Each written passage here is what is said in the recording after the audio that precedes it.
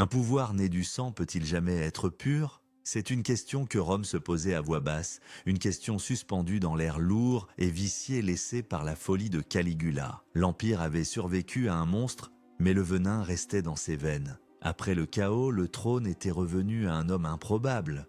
Claude, l'oncle bègue et boiteux, considéré par sa propre famille comme un simple d'esprit. Pourtant, ce fut son règne qui ouvrit la porte à une tragédie d'une toute autre ampleur. Car de l'exil revint une femme dont l'ambition était aussi vaste que l'Empire lui-même et aussi tranchante que la dague d'un assassin. Elle se nommait Agrippine la Jeune, sœur du défunt Caligula, et elle portait en elle non seulement le sang des Césars, mais aussi une faim de pouvoir inextinguible. Elle ne désirait pas la pourpre pour elle-même. Non, son projet était plus subtil, plus patient. Elle avait un fils, un jeune garçon nommé Lucius Domitius Aenobarbus. Un adolescent au charme désarmant, aux cheveux cuivrés et au talent artistique précoce. C'est pour lui qu'elle voulait le monde, et pour l'obtenir, elle était prête à démolir l'ancien. Agrippine était une maîtresse des échecs politiques, une tisseuse de toiles mortelles. Elle séduisit son propre oncle, l'empereur Claude, et le persuada de l'épouser. Elle devint impératrice. Puis, elle le convainquit d'adopter son fils Lucius, le plaçant ainsi devant le propre fils de Claude, Britannicus, dans la ligne de succession. Le garçon fut rebaptisé. Il reçut un nom qui allait résonner à travers les siècles, un nom synonyme de terreur et de démesure, Néron. Le plan d'Agrippine se déroulait avec une précision chirurgicale. Chaque sourire était un calcul, chaque caresse une manœuvre. Rome, encore convalescente, observait cette ascension avec une fascination mêlée d'effroi. La cour impériale était un nid de vipères, et Agrippine en était la reine. Elle plaça ses alliés à des postes clés, élimina ses rivaux avec une discrétion impitoyable. Le préfet de la garde prétorienne, Afranius Burrus, un soldat rude et loyal, lui devait sa position. Le tuteur du jeune Néron, le plus grand philosophe stoïcien de son temps, Lucius Annaeus Seneca, dit Sénèque, fut rappelé d'exil par ses soins. Il devait façonner l'esprit du futur empereur, lui enseigner la sagesse et la modération. Ironie du sort, n'est-ce pas, un philosophe prêchant le détachement des passions au service d'une femme consumée par l'ambition. Sénèque et Burrus devinrent les instruments de son grand dessein, les garants de la future gloire de son fils. Ils formèrent un tandem improbable, le soldat et le penseur, unis pour guider la main du jeune prince. Ils croyaient sincèrement pouvoir contenir les ambitions de la mère et modeler un souverain juste. Ils ne comprenaient pas encore que le pouvoir, à Rome, n'était pas un flambeau que l'on se passe, mais un poison que l'on boit en espérant que l'antidote agisse à temps. Et pour Agrippine, le temps était venu de porter le coup de grâce. Claude avait rempli son rôle. Il était devenu un obstacle. L'empereur aimait les champignons. C'était sa faiblesse, son péché mignon. Agrippine le savait. Une nuit de l'an 54 de notre ère, lors d'un banquet impérial, un plat de champignons particulièrement succulent lui fut servi. Un seul d'entre eux contenait un poison foudroyant préparé par la célèbre empoisonneuse Locuste. L'assassinat fut un chef-d'œuvre de discrétion. Claude mourut dans d'atroces souffrances, mais sa mort fut officiellement attribuée à une indigestion. Pendant que son corps était encore chaud, Burrus présenta le jeune Néron, âgé de 16 ans à peine, à la garde prétorienne. Acclamé par les soldats, il fut proclamé empereur. Le Sénat, docile, ne put que ratifier la décision. Le serpent avait placé son petit dans le nid de l'aigle. Les 5 premières années du règne de Néron furent plus tard qualifiées de quinquennium Néroni, une période d'or. Sous la tutelle bienveillante de Sénèque et de Burrus, le jeune empereur gouverna avec une sagesse et une clémence qui surprirent tout le monde. La justice fut réformée, les impôts allégés, les excès de la cour freinés, le Sénat retrouva une partie de son autorité perdue. Néron lui-même semblait être l'élève modèle, un prince éclairé, plus intéressé par la poésie, la musique et les courses de chars que par les sinistres arcanes du pouvoir. Il était le garçon en or, l'espoir d'une Rome nouvelle. Mais cette façade de prospérité cachait une tension croissante, une fissure qui ne cessait de s'élargir. Agrippine n'avait pas orchestré ce coup de maître pour se contenter d'un rôle de conseillère de l'ombre. Elle se considérait comme la co-régente, la véritable détentrice du pouvoir. Elle assistait aux réunions du Sénat dissimulées derrière un rideau. Son visage apparaissait sur les pièces de monnaie aux côtés de celui de son fils. Elle était l'impératrice mère, et elle entendait bien le rester. Le pouvoir absolu, cependant, ne se partage pas. Il est un trône conçu pour un seul. Et Néron, malgré son jeune âge, commençait à prendre goût à son autorité. Il était l'empereur, le monde était à ses pieds. Pourquoi devrait-il obéir à sa mère? La lutte était inévitable, une guerre silencieuse menée dans les couloirs dorés du palais. Chaque décision était un champ de bataille. Chaque faveur accordée était une victoire pour un camp et une défaite pour l'autre. Le jeune empereur, encouragé par Sénèque et Burrus qui voyaient en Agrippine une menace pour la stabilité de l'État, commença à s'affranchir de sa tutelle. Il prit des maîtresses, ignora ses conseils, affirma ses propres volontés. La tension devint palpable, l'atmosphère électrique.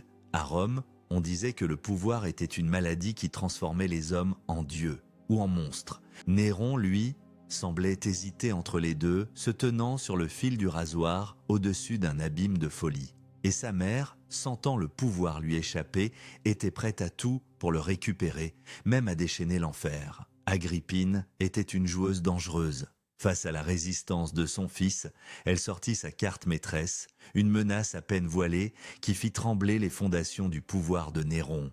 Elle lui rappela l'existence de Britannicus, le fils légitime de Claude, l'héritier qui avait été écarté. Il approchait de sa majorité et de nombreuses voix à Rome commençaient à murmurer qu'il était le véritable empereur. Agrippine laissa entendre qu'elle pourrait bien soutenir ses prétentions. Pour Néron, c'était une déclaration de guerre. La peur, ce catalyseur de toutes les cruautés, s'insinua dans son esprit. Il ne pouvait tolérer un rival, surtout un rival brandi par sa propre mère. La paranoïa, ce mal qui ronge l'âme des tyrans, commençait son œuvre destructrice. La réponse fut rapide, brutale et silencieuse. Lors d'un banquet, en présence de toute la cour, le jeune Britannicus fut pris de convulsions et s'effondra, mort. La version officielle parla d'une crise d'épilepsie. Mais personne n'était dupe. Le vin du prince avait été empoisonné, une fois de plus par l'experte Locuste. Néron assista à la scène impassible, déclarant froidement que son demi-frère était sujet à ces malaises depuis l'enfance. C'était son premier meurtre, le premier sang versé de sa propre main, ou du moins par son propre ordre. Un seuil avait été franchi, une ligne rouge effacée. Qu'auriez-vous fait à la place d'Agrippine, voyant votre propre fils se transformer en un monstre que vous aviez vous-même créé? La mère comprit alors qu'elle avait perdu la partie, et peut-être même la vie. Elle avait donné à son fils le pouvoir suprême, et ce pouvoir se retournait maintenant contre elle comme une bête affamée. Cet acte, loin de résoudre le conflit, ne fit que le cristalliser. Néron avait goûté au pouvoir de vie et de mort, un pouvoir absolu, divin, et il avait découvert que c'était une saveur enivrante. Le conflit entre la mère et le fils avait atteint un point de non-retour. Sénèque et Burrus, horrifiés par le meurtre de Britannicus, tentèrent de calmer le jeu, mais ils n'étaient plus que les spectateurs d'une tragédie grecque qui se jouait sous leurs yeux. Le pouvoir corrompt, mais le pouvoir absolu dévore l'âme. Celle de Néron était déjà entamée. Il s'était débarrassé d'un rival, mais la source de son angoisse, l'ombre qui planait sur son trône, restait sa propre mère. Une ombre qu'il fallait à tout prix effacer. Qu'est-ce qui est le plus effrayant ? Le monstre qui agit dans l'ombre ou celui qui revendique sa monstruosité à la face du monde ? Partagez votre avis dans les commentaires et dites-nous si, selon vous, le vrai visage de la tyrannie est la conspiration silencieuse ou la cruauté décomplexée. Le meurtre de Britannicus fut le prologue sanglant de l'acte suivant, une descente aux enfers dont l'enjeu n'était rien de moins que le crime ultime, l'acte contre nature par excellence, le matricide. L'influence d'Agrippine, bien que diminuée, restait une épine dans le pied de l'empereur. Elle connaissait ses secrets, elle avait tissé les toiles qui l'avaient mené au pouvoir. Elle était un témoin gênant de son ascension illégitime. Et puis, un nouvel élément vint précipiter la catastrophe. Une femme d'une beauté légendaire, aussi ambitieuse et manipulatrice qu'Agrippine elle-même, Poppée Sabine. Néron tomba éperdument amoureux d'elle. Mais Poppée, mariée à l'un de ses amis, Othon, ne voulait pas être une simple maîtresse impériale. Elle voulait le trône, le titre d'impératrice. Et pour cela, il y avait deux obstacles. Octavie, l'épouse de Néron, fille de Claude, et surtout l'omnipotente Agrippine, qui ne tolérerait jamais une telle union. Poppée joua de son influence, murmurant à l'oreille de l'empereur que tant que sa mère serait en vie, il ne serait jamais vraiment libre, jamais vraiment empereur. La graine de la haine déjà plantée se mit à germer à une vitesse terrifiante. Néron, tiraillé entre sa paranoïa et sa passion, prit sa décision. Sa mère devait mourir. Mais comment tuer la fille de Germanicus, la veuve de deux consuls, la mère de l'empereur? Un assassinat direct aurait provoqué un scandale sans précédent. Il fallait que sa mort ressemble à un accident. L'idée d'une ingéniosité diabolique vint d'un de ses affranchis, Anicette. On construirait un navire spécial, dont une partie du pont, lourdement chargée de plomb, pourrait s'effondrer sur commande, écrasant la passagère. Le reste du navire se disloquerait ensuite, la noyant si elle survivait au premier choc. Un naufrage parfait, une tragédie imputable au dieu de la mer. Le plan fut mis à exécution avec un soin méticuleux. Néron feignit une réconciliation spectaculaire avec sa mère. Il l'invita dans sa villa de Baï, sur la baie de Naples, pour un banquet somptueux. Il la couvrit d'attention, la traita avec une affection filiale qu'elle n'avait pas connue depuis des années. Agrippine, peut-être lasse de cette lutte incessante, peut-être aveuglée par l'espoir de retrouver son influence, se laissa prendre au piège. À la fin de la soirée, Néron la raccompagna jusqu'au quai où l'attendait le navire magnifiquement décoré. Il l'embrassa, les larmes aux yeux, lui souhaitant un bon retour. La nuit était calme, le ciel étoilé. Le piège semblait parfait. Alors que le navire s'éloignait du rivage, le mécanisme fut actionné. Le toit de la cabine s'effondra. Mais le destin, ou peut-être la mauvaise conception de l'engin, joua un tour à Néron. Agrippine fut protégée par les montants de son lit de repos et ne fut que légèrement blessée à l'épaule. Dans la confusion qui s'ensuivit, le navire ne se désintégra pas comme prévu. Les complices d'Anicet, pris de panique, tentèrent de faire chavirer le bateau en se précipitant tous du même côté. Certains membres de l'équipage, qui n'étaient de pas dans le secret, firent contrepoids. Au milieu du chaos, une des suivantes d'Agrippine, croyant pouvoir sauver sa vie, se mit à crier qu'elle était l'impératrice. Elle fut immédiatement achevée à coups de rame. Agrippine, elle, comprit instantanément la situation. Sans un mot, elle se laissa glisser dans l'eau sombre et froide. Excellente nageuse, elle s'éloigna silencieusement de l'épave, avant d'être recueillie par de petites barques de pêcheurs qui l'avaient entendue. Elle avait survécu. La nouvelle de la survie d'Agrippine parvint à Néron au milieu de la nuit. La panique s'empara de l'empereur. Son plan avait échoué de la manière la plus humiliante qui soit. Et maintenant, sa mère savait. Elle connaissait sa monstrueuse intention. Que ferait-elle ? Se précipiterait-elle à Rome pour dénoncer son fils devant le Sénat et le peuple? Armerait-elle les légions? Le tyran tout-puissant était redevenu un petit garçon terrifié, courant chercher conseil auprès de Sénèque et de Burrus. Les deux vieux conseillers furent réveillés en pleine nuit. Ils écoutèrent le récit de Néron, abasourdis. Ils étaient face à un dilemme impossible. Que faire? Dénoncer l'empereur? C'eût été la guerre civile. Se taire? C'eût été se rendre complice d'un crime abominable. Après un long silence, ce fut le pragmatique Burrus qui trancha. Il déclara que la garde prétorienne, loyale à la mémoire de Germanicus, ne lèverait jamais la main sur sa fille.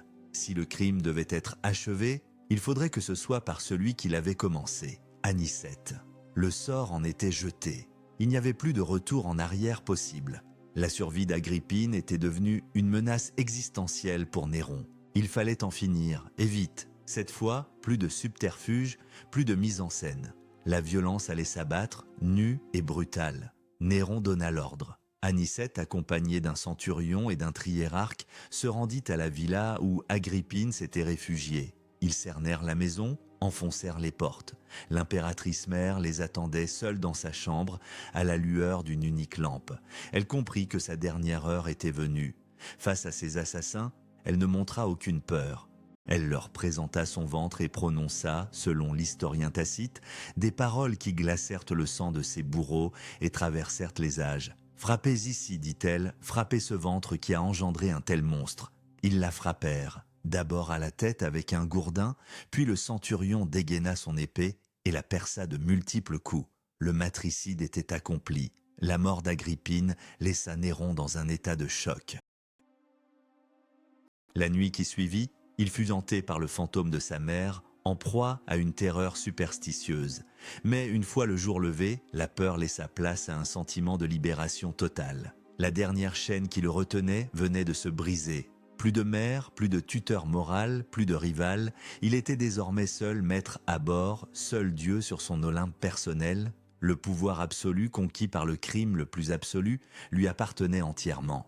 Sénèque, pour sauver les apparences et protéger l'empereur, rédigea un discours au Sénat, une justification grotesque du meurtre. Il y était expliqué qu'Agrippine avait comploté contre son fils et s'était suicidée après la découverte de son complot. Les sénateurs, terrifiés, firent semblant d'y croire. Ils votèrent des actions de grâce aux dieux, félicitèrent l'empereur d'avoir échappé au danger. La comédie du pouvoir pouvait continuer. Rome tout entière était devenue une scène de théâtre où la vérité était bannie et où la survie dépendait de la capacité à bien jouer son rôle. Mais pour Néron, cette libération ne signifiait pas se consacrer aux affaires de l'État. Au contraire, débarrassé de toute contrainte, il allait enfin pouvoir se consacrer à sa véritable passion, à son unique et véritable ambition, être un artiste. Le plus grand artiste que le monde ait jamais connu. L'empereur allait céder la place aux poètes, aux chanteurs, aux comédiens. Et Rome allait devenir la scène de son spectacle extravagant et mortel. Le trône n'était plus un fardeau mais une scène. Et le public n'aurait pas le droit de siffler. Libéré de l'ombre tutélaire de sa mère, Néron s'affranchit de toutes les conventions. Il se sentait enfin lui-même, un artiste dans l'âme que le destin avait malencontreusement placé sur un trône. Pourquoi un empereur ne pourrait-il pas être aussi un poète, un musicien, un acteur? Après tout, Apollon n'était-il pas à la fois le dieu de la lumière et celui des arts? Néron se voyait comme son incarnation terrestre. Il commença à se produire en public, d'abord dans des cercles privés, puis sur des scènes ouvertes à tous. Il chantait ses propres poèmes en s'accompagnant de la cithare. Pour l'aristocratie romaine, pétrie de tradition et de gravitas, le spectacle était insoutenable. Un empereur, le princeps, le premier des citoyens, qui s'exhibe comme un histrion grec, c'était une honte, une souillure indélébile sur la majesté de l'Empire.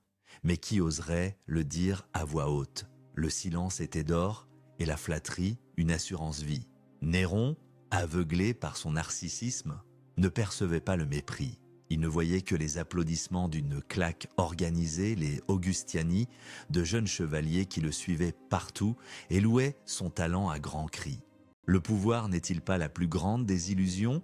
Une scène où les applaudissements sont souvent payés par la peur. Pour Néron, le monde entier devenait son public captif. Il ne se contenta pas de se produire à Rome. Il institua les Néronia, de grandioses jeux quinquennaux à la mode grecque, incluant des concours de musique, de poésie et d'éloquence, et bien sûr, il y participait. Et bien sûr, il gagnait toujours. Les juges, tremblants pour leur vie, n'avaient guère le choix.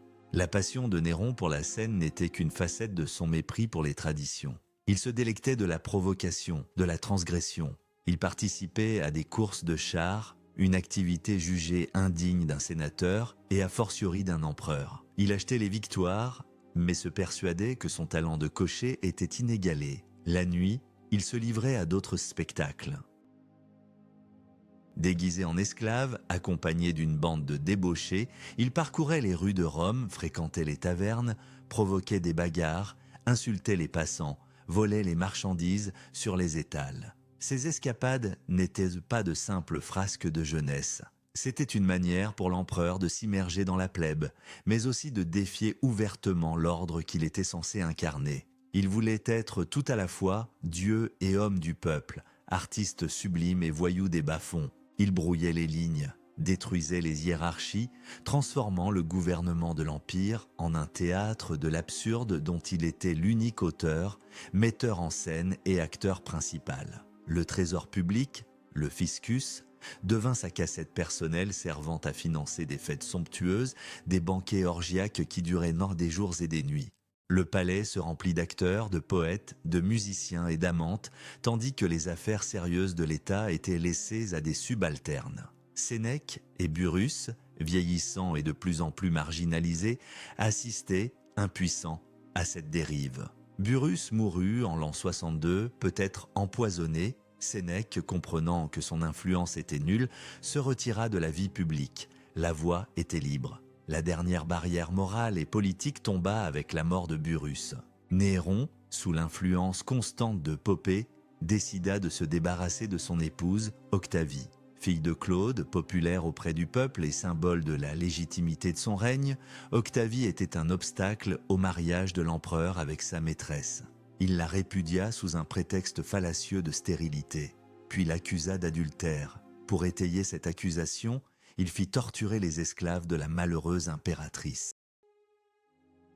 La plupart résistèrent, mais l'une d'entre elles, pour faire cesser les supplices, déclara que le sexe d'Octavie était plus pur que la bouche de l'empereur. Malgré l'absence de preuves, Octavie fut exilée sur l'île de Pandateria. Le peuple de Rome, qui aimait cette princesse vertueuse, se révolta. Des manifestations éclatèrent, les statues de Poppée furent renversées. Effrayé, Néron faillit la rappeler. Mais Poppée le persuada que cette clémence serait interprétée comme une faiblesse. Une nouvelle accusation fut montée de toutes pièces, complot contre l'État. L'ordre fut envoyé. Octavie, âgée de 20 ans à peine, fut exécutée. Ses veines furent ouvertes, mais la peur ralentissait l'écoulement de son sang. Elle fut alors étouffée dans un bain de vapeur brûlante. Sa tête fut coupée et envoyée à Rome, comme un trophée macabre pour sa rivale Poppée. Quelques jours plus tard, Néron l'épousait. Le Sénat romain, horrifié, se tut. Il vota des actions de grâce, comme toujours. L'Empire était désormais entre les mains d'un couple dont l'ambition n'avait d'égal que la cruauté. À Rome, le pouvoir était un poison que l'on prenait comme un remède, mais Néron avait décidé de vider la coupe jusqu'à la lie. Il était devenu un monstre aux yeux de l'aristocratie, mais il ne s'en souciait guère. Tant que le peuple l'acclamait dans les cirques et les théâtres, il se sentait intouchable. Il était l'artiste roi, le dieu de la scène, et il se préparait pour son plus grand spectacle. Une œuvre de feu et de sang qui allait marquer l'histoire à jamais. Une performance dont la scène serait la ville de Rome elle-même. Le divorce, l'exil et le meurtre d'Octavie révélèrent au monde la nouvelle nature du pouvoir de Néron. Un pouvoir personnel, capricieux, affranchi de toute loi et de toute tradition. Il n'était plus le premier des sénateurs, mais un monarque oriental, un despote dont le bon plaisir tenait lieu de loi.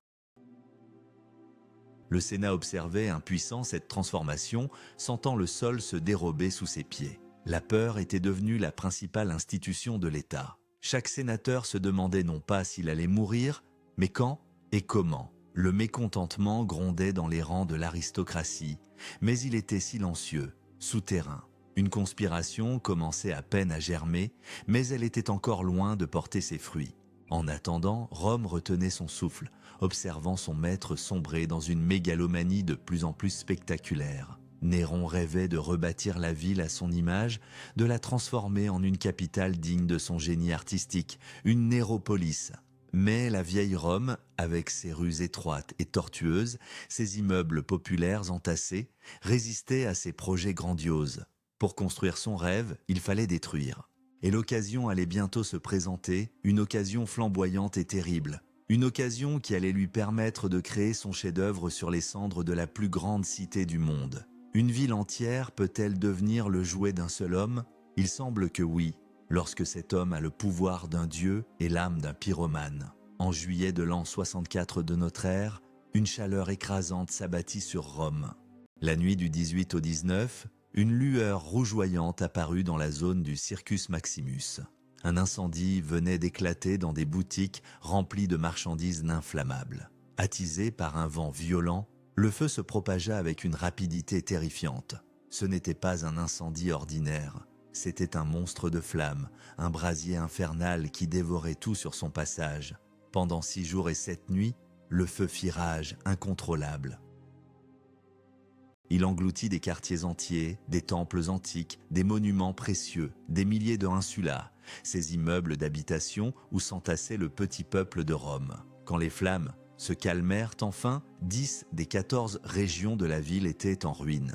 Le bilan humain était effroyable, des milliers de morts, brûlés vifs, asphyxiés ou écrasés sous les décombres. Des centaines de milliers de personnes se retrouvèrent sans abri, errant dans les rues, hagards, ayant tout perdu. La plus grande métropole du monde n'était plus qu'un champ de ruines fumantes. Où se trouvait l'empereur pendant ce temps? À Antium, sa station balnéaire favorite. Dès qu'il apprit la nouvelle, il revint à Rome et, il faut le reconnaître, organisa les secours avec une certaine efficacité. Il ouvrit ses propres jardins pour accueillir les sans-abri, fit venir des vivres d'Ostie et des villes voisines et fixa le prix du blé à un niveau très bas.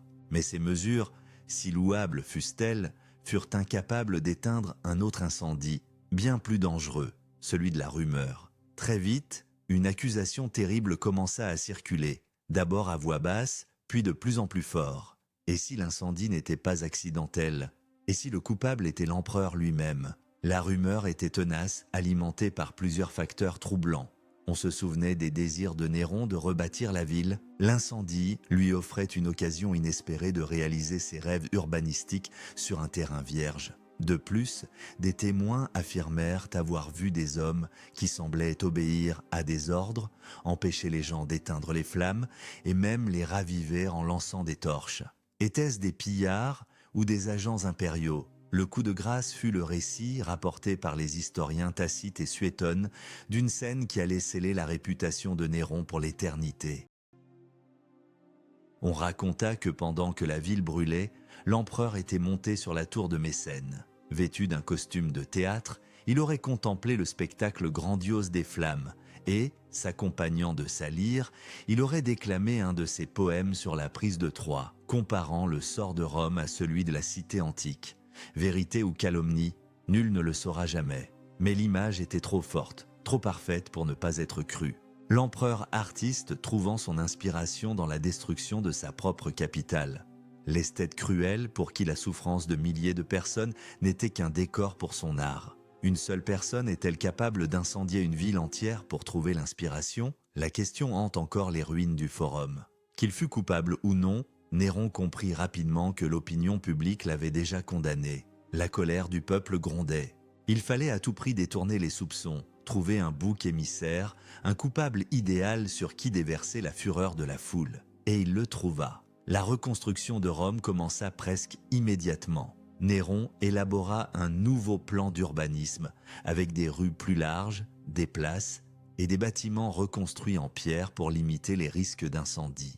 Au cœur de la zone dévastée, là où se trouvaient auparavant des quartiers populaires, il se fit construire un nouveau palais, un palais digne de son génie. Ce fut la Domus Aurea et la Maison Dorée, un complexe immense s'étendant sur plusieurs collines, avec des jardins, des lacs artificiels, des vignobles, des bois peuplés d'animaux sauvages.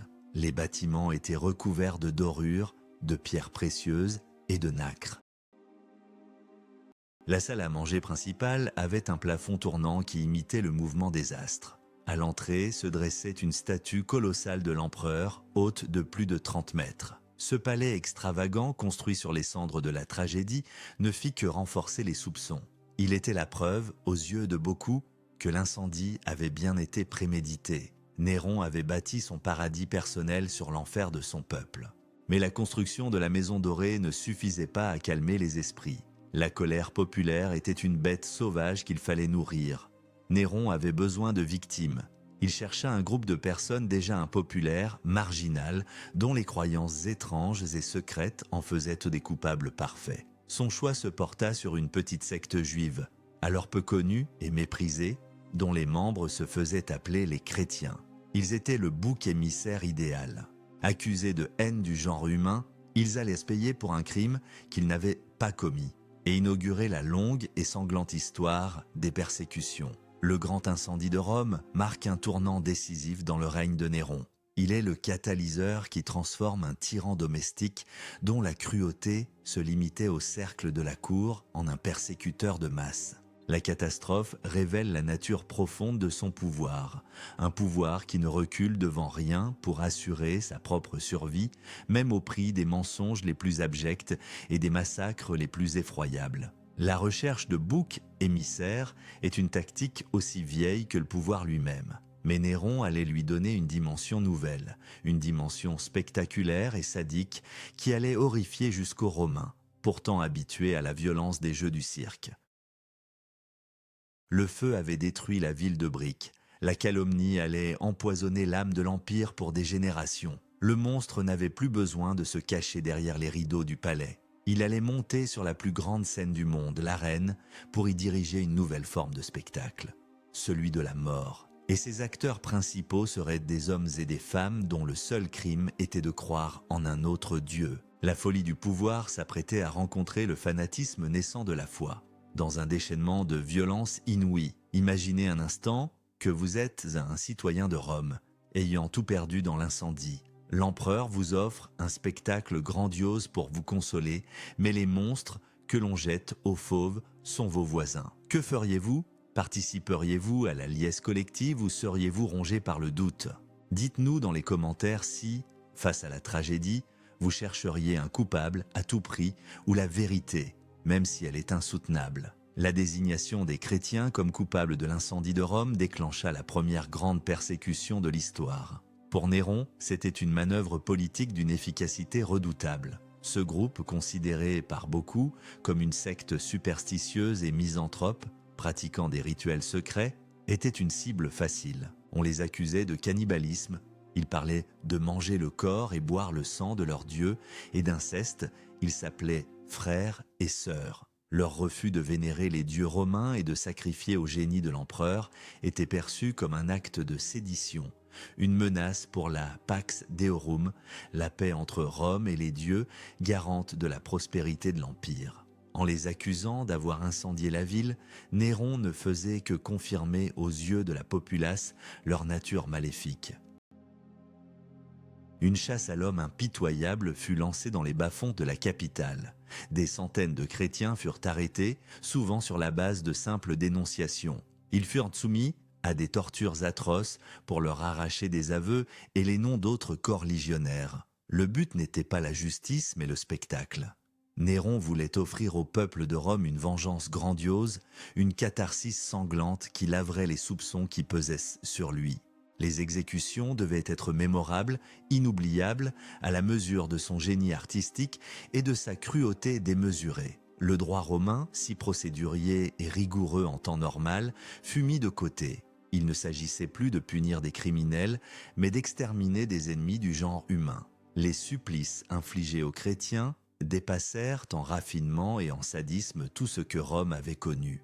Néron transforma la punition en une forme d'art macabre. Certains furent revêtus de peau de bête et jetés dans l'arène pour être déchiquetés par des chiens sauvages. D'autres furent crucifiés, une peine infamante normalement réservée aux esclaves et aux rebelles. Mais l'empereur ajouta une touche personnelle à cette horreur. Il organisa une fête nocturne dans ses propres jardins sur la colline du Vatican. Pour éclairer les festivités, il fit enduire des chrétiens de pois et de résine, les attacha à des poteaux et les enflamma vifs. Ces torches humaines illuminaient de leur lueur sinistre les orgies impériales. Néron lui-même, déguisé en cocher, se mêlait à la foule conduisant son char au milieu de ce spectacle d'épouvante. L'historien Tacite, qui n'avait aucune sympathie pour les chrétiens, fut lui-même révulsé par cette cruauté. Il écrit que, bien que coupables et méritant les derniers supplices, ils excitaient la pitié, car on sentait que ce n'était pas pour le bien public, mais pour la cruauté d'un seul qu'on les faisait périr. Même pour une société habituée à la violence des gladiateurs, un seuil avait été franchi. La cruauté n'était plus un moyen, mais une fin en soi, une jouissance esthétique pour un empereur qui avait confondu l'art et la mort. Selon une tradition chrétienne ancienne et tenace, c'est au cours de cette persécution que les apôtres Pierre et Paul trouvèrent la mort à Rome. Pierre aurait été crucifié la tête en bas, se jugeant indigne de mourir dans la même position que le Christ. Paul, en tant que citoyen romain, aurait eu le privilège d'être décapité. Leur martyre allait devenir la pierre fondatrice de l'Église de Rome, un paradoxe sanglant où le tyran, en voulant anéantir une foi naissante, ne fit que la renforcer et lui donner ses premiers seins. La persécution des chrétiens, si brutale fut-elle, n'était qu'un symptôme d'un mal plus profond qui rongeait l'Empire. La folie de Néron ne se limitait plus à ses excentricités artistiques ou à ses crimes familiaux. Elle était devenue une politique d'État, une terreur institutionnalisée. La Maison Dorée, dont la construction se poursuivait à un rythme effréné, engloutissait des sommes colossales. Pour financer ses extravagances, Néron dut recourir à des mesures extrêmes. Il dévalua la monnaie, confisqua les biens des riches sénateurs sous les prétextes les plus futiles. L'accusation de Maesta ou excès de lèse-majesté devint une arme redoutable. Un mot de travers, une attitude jugée irrespectueuse, et c'était la mort et la confiscation de tout le patrimoine. Personne n'était à l'abri. La délation devint une industrie florissante. Des informateurs professionnels, les délators, hantant les couloirs du Sénat et les forums, à l'affût de la moindre parole imprudente. La paranoïa de l'empereur s'étendait à toute la société. Il voyait des complots partout, des ennemis dans chaque ombre. Et il n'avait pas entièrement tort, car dans le silence des villas patriciennes, la haine et le mépris à son égard finissaient par se cristalliser en un projet concret. L'aristocratie romaine, décimée, humiliée, spoliée, en avait assez. Elle avait supporté l'artiste, toléré le matricide, fermé les yeux sur la persécution. Mais la coupe était pleine. Un complot de grande envergure commençait à se tramer, unissant des hommes de tous horizons, sénateurs, chevaliers, militaires et même d'anciens proches de l'empereur. Ils n'avaient de qu'un seul but, abattre le tyran. Le feu qui avait ravagé Rome avait aussi consumé les derniers vestiges de la légitimité de Néron. Il n'était plus perçu comme un empereur, même mauvais, mais comme un ennemi public, un fléau envoyé par les dieux. Sa tentative de détourner la colère du peuple sur les chrétiens n'avait été qu'un succès temporaire. Pour l'élite romaine, la véritable source du mal était sur le trône. Il voyait en lui non seulement un tyran sanguinaire, mais aussi un fossoyeur des valeurs romaines, un homme qui avait sali la toge sénatoriale en montant sur scène. Le sentiment de révolte était d'autant plus fort qu'il était alimenté par la peur et le désespoir. C'était une question de survie, tuer ou être tué. Telle était la loi non écrite du règne de Néron. Et c'est dans ce climat de terreur que prit forme la plus célèbre des conjurations contre lui, la conspiration de Pison. Elle allait rassembler le meilleur et le pire de l'aristocratie romaine, dans une tentative désespérée de sauver la République, ou du moins ce qu'il en restait. L'empereur artiste allait bientôt découvrir que le public parfois se lasse du spectacle et décide de monter sur scène pour tuer l'acteur principal. La tragédie qu'il mettait en scène depuis des années approchait de son dénouement sanglant. La conspiration qui se noua en l'an 65 fut la plus sérieuse menace que Néron eut à affronter. Elle était d'une ampleur sans précédent, unissant des dizaines de personnalités influentes. À sa tête, ou du moins comme figure de proue, se trouvait Caius Calpurnius Pison, un sénateur d'une grande noblesse, populaire, éloquent et généreux. Il était le candidat idéal pour remplacer Néron. Autour de lui gravitait une véritable mosaïque de conjurés. On y trouvait des sénateurs illustres comme Plautius Lateranus, des chevaliers, des officiers de la garde prétorienne, dont le préfet Faenius Rufus lui-même, qui se sentait marginalisé par le favori de Néron, le sinistre Tigellin. Fait plus remarquable encore, la conspiration attira l'élite intellectuelle et artistique de Rome. Le poète Lucain, neveu de Sénèque et auteur de l'épopée La Pharsale, en était l'un des membres les plus ardents. Et même son oncle, le grand philosophe Sénèque, retiré dans sa villa, fut soupçonné d'y avoir trempé, au moins par son silence approbateur. Qu'est-ce qui unit des hommes si différents? La haine du tyran, bien sûr, mais aussi un sentiment d'urgence. Il sentait que chaque jour qui passait avec Néron sur le trône rapprochait Rome de sa ruine totale. Il se voyait comme de nouveaux Brutus, prêts à poignarder un nouveau César pour sauver la liberté. Mais l'histoire se répète rarement à l'identique. Souvent, elle bégait en tragédie ou en farce. Le plan était simple et audacieux. Il devait assassiner Néron lors des jeux dédiés à Cérès au Circus Maximus. L'empereur, passionné par les spectacles, serait une cible facile. Lateranus, homme d'une force herculéenne, devait se jeter à ses pieds comme pour lui présenter une requête et le faire tomber. Les autres conjurés, des officiers, se seraient alors précipités pour l'achever avec leurs poignards. Pison aurait attendu au temple de Cérès, d'où Faenius Rufus l'aurait escorté jusqu'au camp des prétoriens pour y être proclamé empereur. Le plan semblait parfait. Mais les conspirations sont comme des chaînes. Leur solidité est celle de leur maillon le plus faible. Et dans cette chaîne, il y avait trop de maillons. Le complot, qui comptait plus de 40 membres, était devenu un secret de polichinelle. La veille de la date fatidique, la trahison survint. Une femme y a eu une affranchie nommée Épicharis, qui avait tenté de rallier des marins de la flotte de Misène, fut arrêtée. Malgré la torture la plus effroyable, elle ne livra aucun nom. Mais la peur s'était installée. Un sénateur, Flavius Scaevinus, qui devait porter le premier coup, commit une série d'imprudences fatales. Il rédigea son testament, affûta une dague de cérémonie et donna un grand banquet d'adieu. Son affranchi, Milicus, effrayé ou attiré par la récompense, alla tout dénoncer aux conseillers de l'empereur. L'engrenage de la répression se mit en marche. Scaevinus fut arrêté et confronté à son esclave. Il nia d'abord, puis, voyant que tout était perdu, il commença à parler. Il donna des noms. Et chaque nom prononcé mena à une autre arrestation, à une autre séance de torture, à une autre série de dénonciations. La conspiration s'effondra comme un château de cartes. La réaction de Néron fut à la mesure de sa peur, une terreur aveugle et paroxystique. Il ne cherchait plus seulement les coupables, mais aussi les complices potentiels, les sympathisants, tous ceux qui auraient pu savoir et qui n'avaient pas parlé. Rome fut plongée dans un bain de sang. Les exécutions se succédaient à un rythme effréné. On ne prenait même plus la peine de juger les accusés. Un ordre de l'empereur suffisait. La plupart des condamnés reçurent l'injonction de se suicider. Une méthode qui avait le double avantage d'éviter un procès public et de permettre à l'État de confisquer les biens du défunt. La vague de représailles qui suivit la découverte de la conspiration de Pison fut un véritable massacre de l'élite romaine. Néron déchaîna une vengeance méthodique, se débarrassant non seulement des conjurés avérés, mais aussi de tous ses ennemis personnels et de tous ceux dont la richesse ou l'influence lui portaient ombrage. Le préfet Faenius Rufus fut exécuté.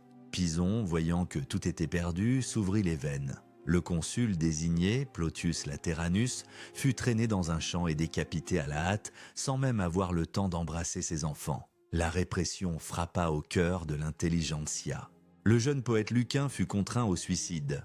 Il mourut en déclamant des vers de son propre poème décrivant la mort d'un soldat se vidant de son sang. Mais la victime la plus illustre fut sans conteste Sénèque. Bien que sa participation directe au complot n'ait jamais été prouvée, Néron ne pouvait laisser passer une si belle occasion de se débarrasser de son ancien précepteur, ce reproche vivant de ses crimes passés.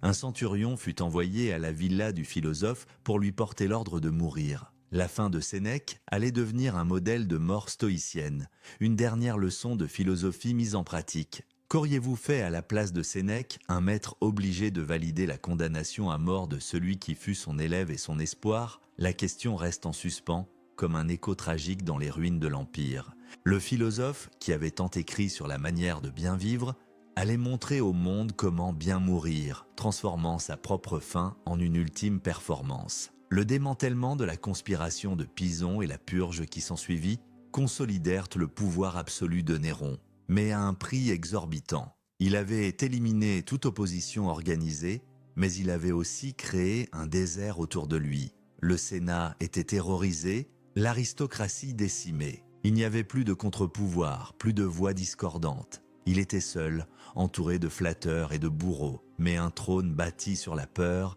est un trône fragile. La terreur peut garantir l'obéissance, mais elle ne suscite ni l'amour ni la loyauté. En détruisant l'élite de Rome, Néron avait aussi scié la branche sur laquelle il était assis. Il avait anéanti les hommes qui administraient l'Empire, qui commandaient les légions, qui maintenaient la cohésion de cet immense corps politique. La purge de l'an 65 ne fut pas la fin des ennuis pour Néron. Ce ne fut que le début de la fin. Le sang des poètes et des philosophes allait laisser une tache indélébile sur son règne. Une tache qui ne pourrait être lavée que par encore plus de sang. Car la tyrannie est une machine qui, une fois lancée, ne peut plus s'arrêter. Elle doit sans cesse se nourrir de nouvelles victimes pour calmer la paranoïa de celui qui la dirige.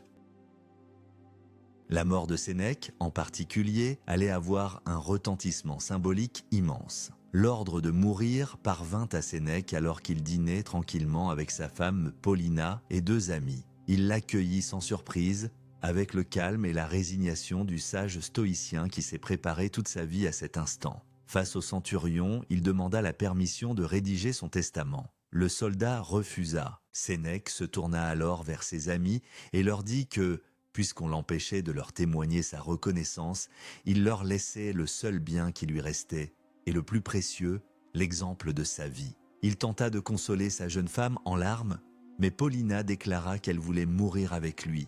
Ému par son courage, Sénèque accepta. Ils s'ouvrirent les veines des bras en même temps. Mais Sénèque était vieux, son corps maigre et son sang s'écoulait lentement. Pour hâter sa fin, il s'ouvrit aussi les veines des jambes et des genoux. La douleur était terrible, mais il continuait à dicter à ses secrétaires des réflexions philosophiques. Voyant que la mort ne venait toujours pas, et pour épargner à sa femme le spectacle de son agonie, il la pria de se retirer dans une autre chambre. Pendant ce temps, Néron, informé que Paulina avait décidé de mourir et ne voulant pas ajouter l'odieux de cette mort à sa réputation, ordonna de la sauver. Des soldats firent irruption, lui bandèrent les poignets et arrêtèrent l'hémorragie. Elle survécut quelques années, le visage d'une pâleur spectrale, témoignage éternel de sa tentative. Sénèque, lui, demanda à son médecin de lui donner la ciguë, le poison qui avait tué Socrate. Mais le poison, sur son corps déjà glacé, n'eut aucun effet. Il se fit alors transporter dans un bain chaud, espérant que la vapeur activerait la circulation du sang. Aspergeant les esclaves alentour avec l'eau, il dit « Je fais cette libation à Jupiter libérateur ». Il fut finalement étouffé par la vapeur, sa mort fut une lente et douloureuse mise en scène philosophique, sa dernière protestation contre la tyrannie. La mort de Sénèque fut suivie de près par celle de son neveu Lucain. Le poète, lui aussi condamné, choisit de mourir lors d'un banquet entouré de ses amis. Il se fit ouvrir les veines dans un bain chaud et sentant le froid envahir ses pieds et ses mains, il se mit à réciter des vers de sa Pharsale qui décrivait précisément cette agonie. Il expira au moment où il prononçait le dernier mot du passage. L'art et la vie se confondaient dans une dernière étreinte macabre. Mais le suicide le plus spectaculaire, le plus esthétique, fut sans doute celui de Pétrone. Surnommé le Arbiter Elegantia, l'arbitre du bon goût à la cour de Néron, Pétrone était l'incarnation de l'esthète raffiné et décadent. Accusé de participation au complot par le préfet Tigellin qui jalousait son influence sur l'empereur, il décida de faire de sa mort sa dernière œuvre d'art. Il ne se pressa pas.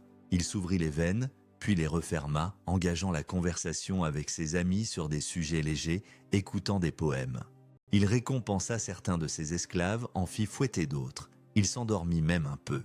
Puis, avant de mourir, il rédigea un document détaillant toutes les dépravations de Néron, avec les noms de ses partenaires, et le lui envoya. Enfin, il brisa une coupe murine d'une valeur inestimable, pour que l'empereur ne puisse pas la récupérer. Son suicide ne fut pas un acte de défi philosophique comme celui de Sénèque, mais un dernier geste de mépris aristocratique, l'ultime sarcasme d'un dandy face à un tyran vulgaire. À travers ses morts, c'est toute une époque qui s'éteignait. Rome perdait ses esprits les plus brillants. La vie intellectuelle, déjà étouffée par la peur, cessa complètement. L'âge d'or de la culture latine se terminait dans un bain de sang. La tyrannie ne détruit pas seulement les corps, elle anéantit aussi l'esprit. La purge de l'an 65 laissa Néron plus seul et plus puissant que jamais. Il se sentait invincible. Il avait maté la noblesse, terrassé l'intelligentsia. Qui oserait encore se dresser contre lui? Libéré de ses contraintes, il décida de réaliser son plus grand rêve. Un voyage en Grèce. Pas un voyage politique ou militaire, mais une tournée artistique.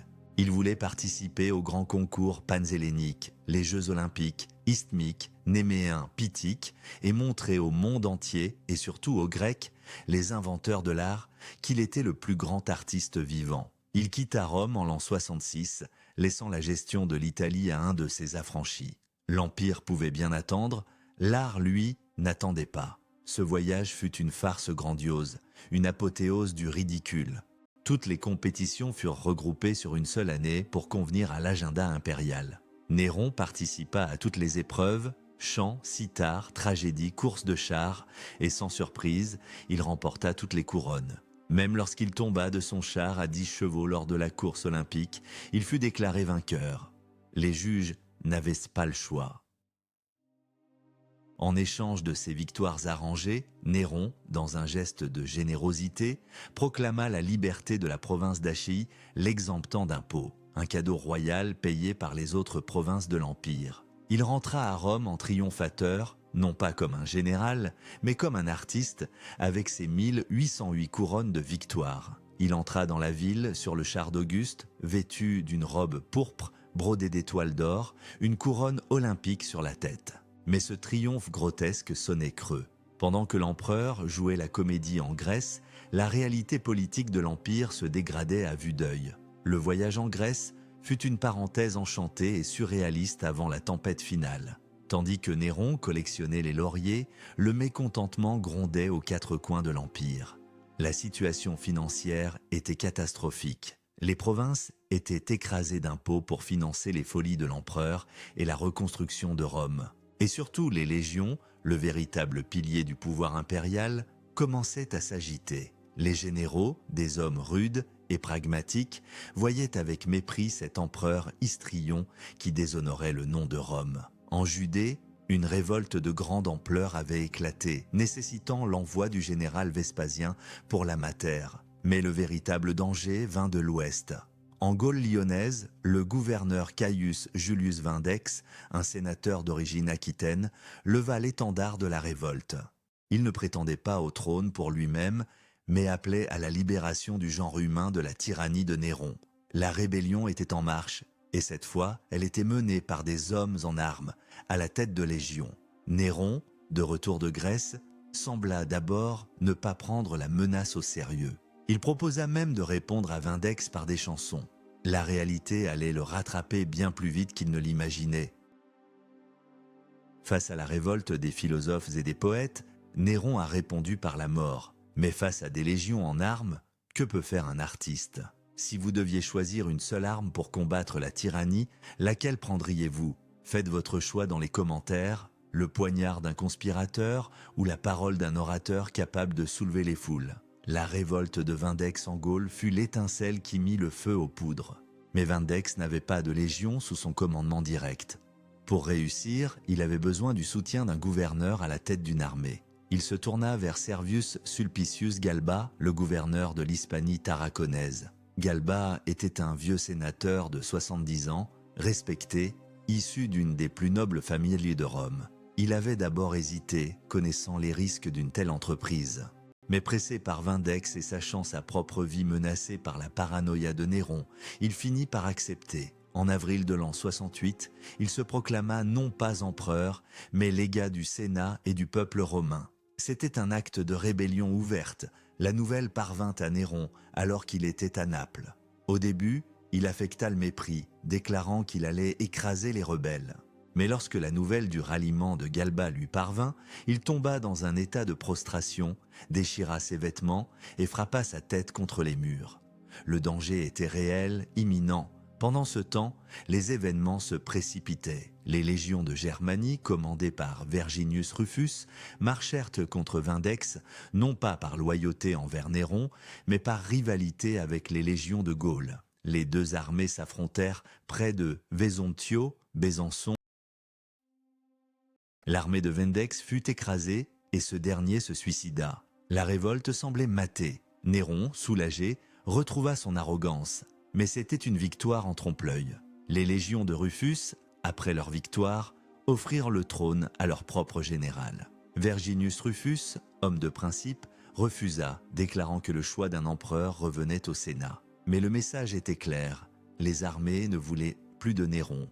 Le sort de l'empereur n'était plus entre ses mains, mais entre celles des légions. Le refus de Verginius Rufus laissa le champ libre à Galba. Bien que temporairement affaibli par la mort de Vindex, il restait le seul prétendant crédible.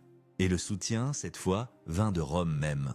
Nymphidius Sabinus, l'un des deux préfets du prétoire avec Tigellin, décida de trahir Néron. Il vit l'opportunité de jouer un rôle de premier plan dans la succession. Il promit à la garde prétorienne, au nom de Galba, une prime immense, un donativum, s'ils abandonnaient l'empereur. La garde, qui n'avait jamais vraiment aimé Néron et qui était attirée par l'appât du gain, accepta. La trahison de sa propre garde du corps fut le coup de grâce pour Néron. Il était désormais seul, sans défense, dans son immense maison dorée. La nouvelle de la défection des prétoriens se répandit comme une traînée de poudre. Le Sénat, qui avait tremblé devant lui pendant 14 ans, sentit le vent tourner. Enhardis, les sénateurs se réunirent en secret et pour la première fois dans l'histoire romaine, prirent une décision révolutionnaire. Ils déclarèrent Néron ennemi public, hosti publicus. Cela signifiait qu'il était déchu de tous ses pouvoirs et que n'importe quel citoyen avait le droit et même le devoir de le mettre à mort. La chute fut vertigineuse. En l'espace de quelques jours, l'homme qui se prenait pour un dieu vivant n'était plus qu'un fugitif traqué. La peur, qu'il avait si longtemps inspirée aux autres, était maintenant sa seule compagne. Le tyran était devenu une proie. La dernière nuit de Néron fut un condensé de son règne. Théâtral, pathétique et solitaire. Apprenant la décision du Sénat, il fut pris d'une panique totale. Il courut à travers les couloirs déserts de son palais, appelant ses gardes, ses amis, ses courtisans. Personne ne répondit. Tous l'avaient abandonné. Les esclaves profitèrent de la confusion pour piller les appartements. Il envisagea plusieurs options, toutes plus irréalistes les unes que les autres. Fuir chez les Parthes, se présenter en suppliant devant le peuple, ou encore se vêtir de deuil et réciter une oraison funèbre sur le forum pour apitoyer la foule. Il prépara même un discours, mais la peur l'emporta. Il décida de fuir. Accompagné seulement de 4 de ses affranchis les plus fidèles, dont son secrétaire Épaphrodite et son amant Sporus, il quitta Rome à cheval, le visage à moitié couvert pour ne pas être reconnu. Le petit groupe errait dans la campagne romaine sous un orage. Chaque bruit, chaque passant, lui semblait être un soldat venu l'arrêter. Ils entendirent même des soldats dans un camp voisin porter un toast à Galba. Le maître du monde était devenu un paria. Il se réfugia finalement dans la modeste villa de banlieue d'un de ses affranchis, Phaon, situé à quelques kilomètres de Rome. Il dut entrer dans la propriété en se cachant dans un fossé rempli de roseaux et en rampant à travers un trou dans le mur. L'empereur, qui avait fait construire la maison dorée, se terrait maintenant dans une pièce misérable, allongée sur un simple matelas. L'ironie de la situation était aussi cruelle que les crimes qu'il avait commis. Dans sa cachette, Néron était paralysé par l'indécision et la peur. Il savait que des cavaliers étaient à sa recherche avec l'ordre de le ramener vivant à Rome pour y subir le supplice traditionnel des parricides. Être fouetté à mort, la tête dans une fourche. L'idée de cette fin ignominieuse le terrifiait. Le suicide était la seule issue honorable, la seule façon d'échapper à l'humiliation. Ses affranchis l'exhortaient à se hâter. Il prit 2 poignards, en testa la pointe, puis les reposa, se plaignant que son heure fatale n'était pas encore venue. Il pleurait, se lamentait sur son sort et répétait sans cesse une phrase qui allait devenir célèbre « Qualis artifex pereo » « Quel artiste périt en moi ?» Même face à la mort, son narcissisme d'artiste ne le quittait pas. Il voyait sa propre fin non pas comme le juste châtiment d'un tyran, mais comme une perte irréparable pour le monde de l'art. Il essaya de convaincre un de ses compagnons de se tuer le premier pour lui donner l'exemple. Personne ne bougea, le temps pressait. On entendit le galop des chevaux qui approchaient, c'étaient les hommes envoyés par le Sénat. La fin était là. Il ne pouvait plus reculer. Le dieu de la scène était au pied du mur, sans public pour l'applaudir, sans échappatoire. Le bruit des sabots se rapprochait. C'était la fin, la dernière scène. Néron, incapable de trouver le courage de se donner la mort, se tourna vers son secrétaire Épaphrodite. Il lui tendit le poignard et le supplia de l'aider. Alors que le centurion entrait dans la pièce, Épaphrodite poussa la main de son maître. La lame s'enfonça dans la gorge de Néron.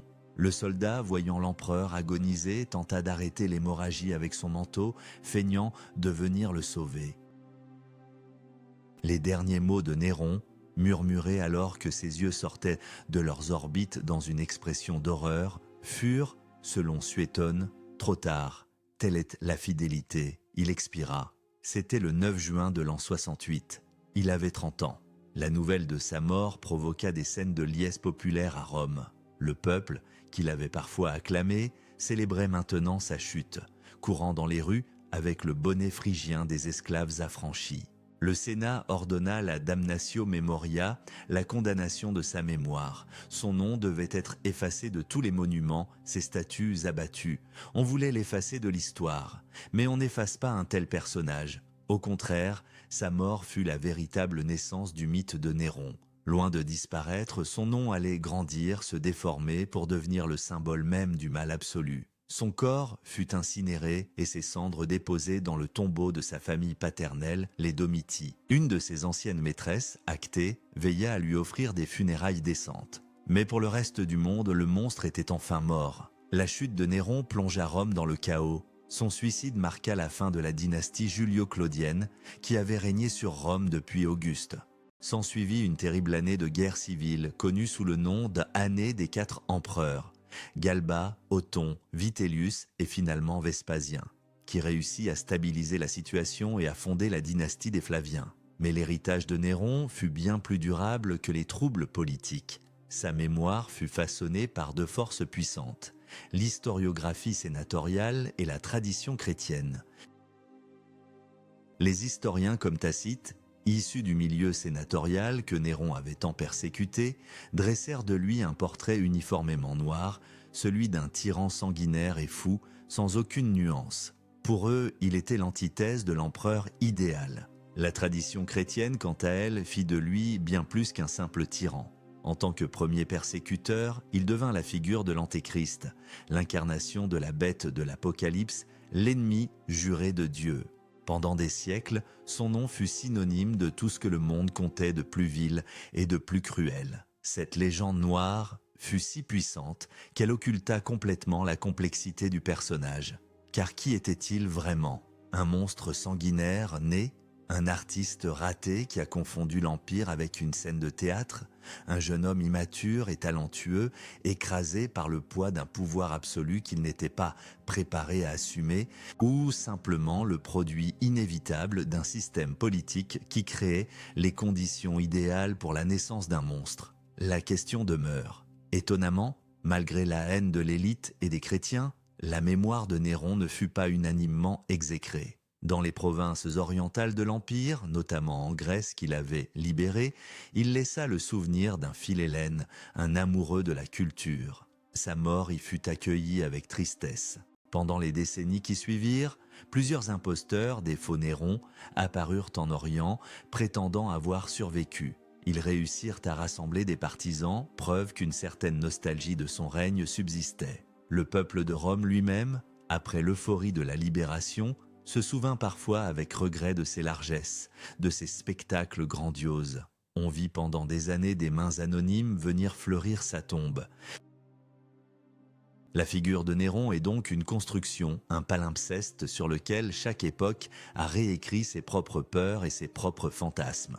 Il est devenu un archétype, celui du pouvoir qui rend fou, de l'artiste qui se prend pour un dieu, de la décadence qui précède la chute. Son histoire est un avertissement intemporel sur la nature corrosive du pouvoir absolu. Le pouvoir, disait-on à Rome, est comme l'eau de mer. Plus on en boit, plus on a soif.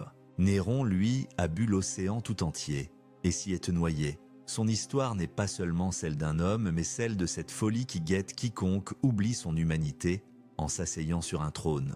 Une folie trop grande pour un seul homme, mais dont l'écho sinistre continue de résonner à travers les couloirs du temps. Sa vie fut une tragédie shakespearienne avant l'heure, une course effrénée vers l'abîme.